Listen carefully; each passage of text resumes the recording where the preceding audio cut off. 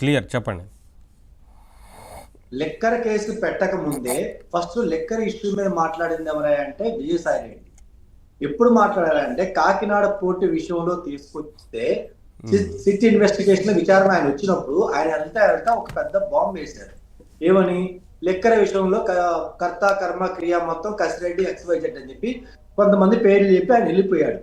వెళ్ళిపోయిన తర్వాత కొన్ని రోజులకి సిట్ ఫామ్ అయిన తర్వాత అతన్ని విచారణకి పిలిచిన తర్వాత ఎవరిని విజయసాయి రెడ్డిని విచారణకు పిలిచిన తర్వాత అతను కొంత సమాచారం పోలీస్ శాఖకి చెప్పిన తర్వాత వన్ బై వన్ విచారణ చేయడం స్టార్ట్ చేసిన తర్వాత స్టార్టింగ్ నుంచి ఎండింగ్ దాకా ఆఖరి నిన్న కాక మొన్న ఒక తిరుపతి ఎక్స్ఎమ్మెల్యే కూడా దొరికాడు, బెయిల్ మీద బయటకు వచ్చాడు.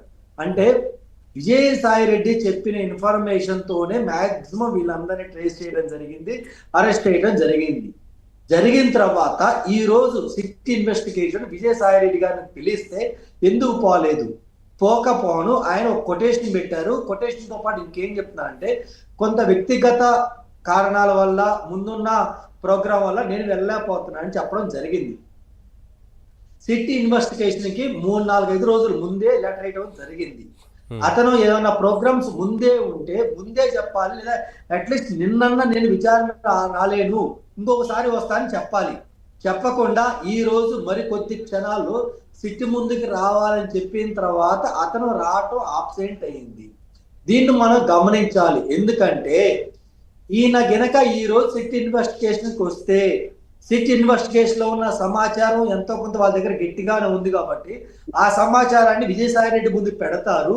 ఇందులో నిజమెంత అబద్ధమెంత, దీని తదుపరి ఏం జరిగింది అని చెప్పి కొంత ఇన్ఫర్మేషన్ కనుక లాగితే దాదాపు ఇన్ఫర్మేషన్ విజయసాయి రెడ్డి ఇవ్వడం జరిగింది. ఇన్ కేస్ విజయసాయి రెడ్డి మొత్తం ఇన్ఫర్మేషన్ ఇంకా సిట్ ఇన్వెస్టిగేషన్ కి ఇస్తే అది జగన్మోహన్ రెడ్డి గారి ఇంటి దగ్గర దాకా సిట్ ఇన్వెస్టిగేషన్ వెళ్ళిద్ది. సో అందుకని ఇందాక పెద్దలు మన అన్న చెప్పడం కూడా జరిగింది. ఏదంటే విజయసాయి రెడ్డికి వైసీపీకి మధ్య మాటలు మొదలయ్యాయి.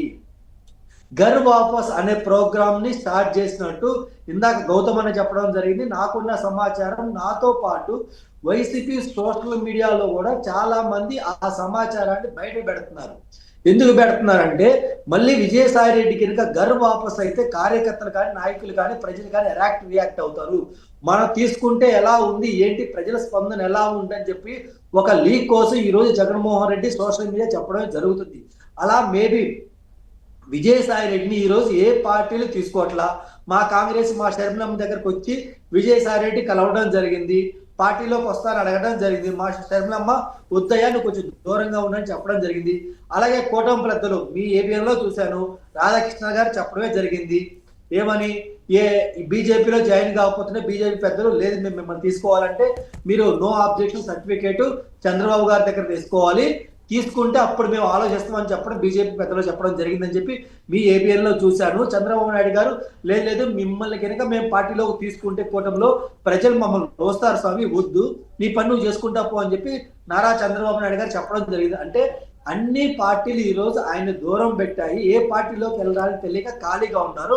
ఇటు వైసీపీలో చూస్తే వైసీపీలో ఉన్న ప్రతి ఒక్కరు ఎవరైతే నాయకులు సజ్జల దగ్గర నుంచి ఇంకొకరు XYZ దాకా వాళ్ళ సొంత ప్రయోజనాల కోసం మాత్రమే పార్టీని వాడుకుంటున్నారు, వదిలేస్తున్నారు, డబ్బులు సంపాదించారు. ఈ రోజు వాళ్ళు ఇచ్చే ప్రతి ఐడియా గోమరాంగ్ అవుతుంది. నిన్న కాక మొన్న మా పల్నాడుకి వచ్చినప్పుడు ఒక కార్యకర్తను చంపించిన విషయం అయితే కానివ్వండి, ఆ బెట్టింగ్ లో ఓడిపోయిన వ్యక్తికి చనిపోయిన వ్యక్తి విగ్రహ ఆవిష్కరణ చేయడం దగ్గర నుంచి నెక్స్ట్ బాపట్లో ఒక డ్రగ్స్ ఉన్మాదుల యొక్క ఇంటికి వెళ్ళి పరామర్శించడం తప్పించి మొన్న టమాటా పొగాకు రైతులు కానీ నిన్న కాకపోయినా జరిగిన మ్యాంగో రైతులు ఇవన్నీ చూస్తుంటే ప్రజలు ఆ పార్టీని చేదరించుకుంటున్నారు. అసలు ఇలాంటి పార్టీనా మనం మొన్న అధికారంలో తీసుకొచ్చింది, ఈ రోజు 40% ఓటింగ్ ఇచ్చిందని చెప్పి ప్రజలు ఇదవుతున్నారని చెప్పి జగన్మోహన్ రెడ్డి గారికి ఉన్న సమాచారం ఉన్న వ్యక్తులు ఎవరు సరిగ్గా పనిచేయట్లేదు, వీళ్ళు కరెక్ట్ కాదు. మళ్ళీ విజయసాయి రెడ్డి వస్తేనే అతని కన్నింగ్ ఐడియాలతోనే కొద్దిగా పార్టీ బలోపేతం అయింది, అతను ఎలాగైనా తీసుకురావాలి అని చెప్పి ఈ రోజు కాళ్ళ బేరానికి జగన్మోహన్ రెడ్డి గారి విజయసాయి రెడ్డి గారి దగ్గరికి రాయబారం పంపడం జరిగింది. అదొక రీజన్ అయితే అందుకనే మీరు చెప్పేది ఇప్పుడు ఆ విచారణకు హాజరవ్వలేదు, హాజరైతే మిగతా విషయాలన్నీ వెల్లడించాల్సి వస్తుంది కాబట్టి విచారణకు హాజరవ్వలేదని చెప్తున్నారా మీరు? అవును సార్. యా ఒక్క నిమిషం నేను రఫీ అంటే గారితో వెసులుబాటు మాట్లాడతాను ఫైనల్ గా. చూసుకున్నారండి. యా సార్ నవీన్ గారు వెసులుబాటు చూసుకున్న